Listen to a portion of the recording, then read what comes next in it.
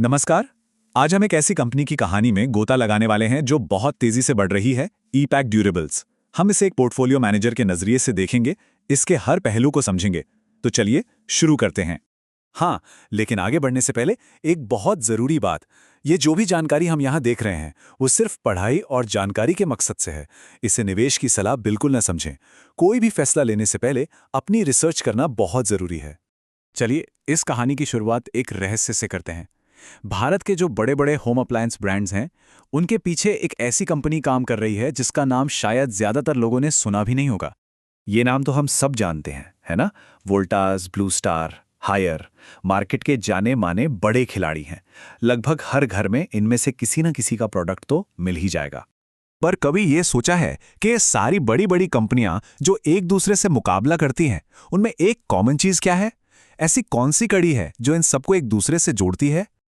और जवाब है ई-पैक ड्यूरेबल्स। जी हाँ, ये सारे बड़े ब्रांड्स अपने प्रोडक्ट्स बनवाने के लिए इसी एक कंपनी पर भरोसा करते हैं। मतलब ई-पैक वो खिलाड़ी है जो पर्दे के पीछे रहकर इन ब्रांड्स को ताकत देता है। इस बिजनेस मॉडल को ओडीएम या ओईएम कहते हैं।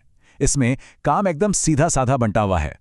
ब्रांड्स मार्केटिंग और सेल्स पर फोकस करते हैं और ई-पैक जैसी कंपनियां प्रोडक्शन का सारा काम संभालती हैं, जिसमें वो माहिर हैं। अब बात करते हैं कंपनी के उस पहलू की जिसने सबका ध्यान खींचा है। ये एक जबरदस्त ग्रोथ की कहानी है, एकदम विस्फोटक। चलिए जरा 5 साल पीछे चलते हैं। उस वक्त कंपनी का रेवेन्यू था करीब 736 करोड़ रुपए। ये हमारी कहानी का शुरुआती पॉइंट है। इस आंकड़े को ध्यान में रखिएगा। और आज ये आंकड़ा रॉकेट की तरह बढ़कर हो गया है 2171 करोड़ रुपए। सोचिए कितना बड़ा जंप है। ये वाकई एक ऐसी ग्रोथ है जो किसी का भी ध्यान अपनी ओर खींच ले।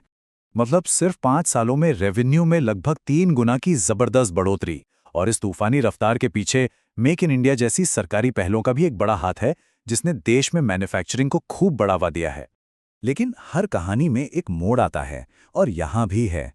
अब ग्रोथ की इस चकाचौंध से थोड़ा हटकर कंपनी के मुनाफे की पहेली को समझने की कोशिश करते हैं। और यहीं वो अहम सवाल उठता है, क्या सिर्फ बढ़ता हुआ रेवेन्यू ही किसी कंपनी की सेहत का पूरा हाल बता सकता है, या फिर कहानी में कुछ और भी है? यहीं पर कहानी का सबसे बड़ा ट्विस्ट है।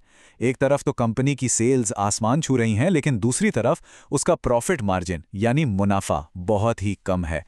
यही इस कहानी की असली पहेली है। कितना कम? सिर्फ 2 से 3%।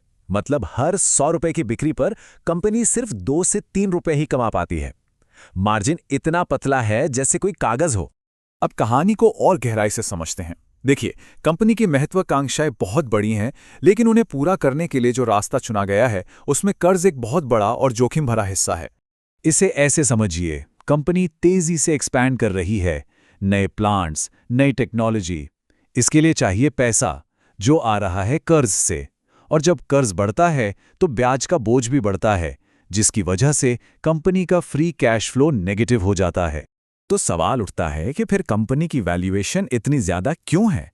क्योंकि बाजार आज के मुनाफे को नहीं देख रहा, वो तो भविष्य में होने वाली ग्रोथ की उम्मीद पर दांव लगा रहा है।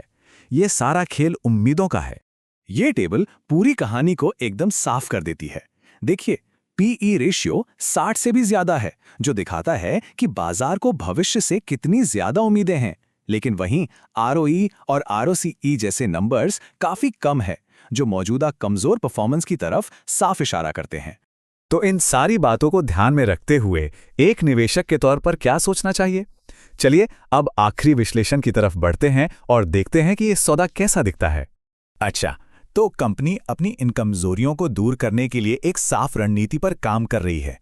वो सिर्फ एसीज पर अपनी निर्भरता कम कर रहे हैं, नए प्रोडक्ट्स ला रहे हैं, जरूरी पार्ट्स खुद बना रहे हैं और नए ग्राहक जोड़ रहे हैं ताकि उनका मार्जिन सुधर सके। तो कहानी का सार ये है, एक तरफ है मजबूत ग्रोथ और बड़े बड़े क्लाइंट्स का वादा, और दूसरी तरफ है कम मार्जिन, ज्यादा कर्ज और ऊंची वैल्यूएशन का खतरा। किसी भी निवेशक के लिए यही सबसे बड़ा सवाल है, वादे पर भरोसा करें या खतरे से बचें। और अंत में यही एक सवाल बचता है, क्या ई-पैक आने वाले समय का इंडस्ट्री लीडर बनेगी और निवेशकों को मालामाल करेगी, या फिर ये मौजूदा कीमत पर एक बहुत बड़ा और जोखिम भरा दांव है? इसका जवाब तो वक्त ही बताएगा।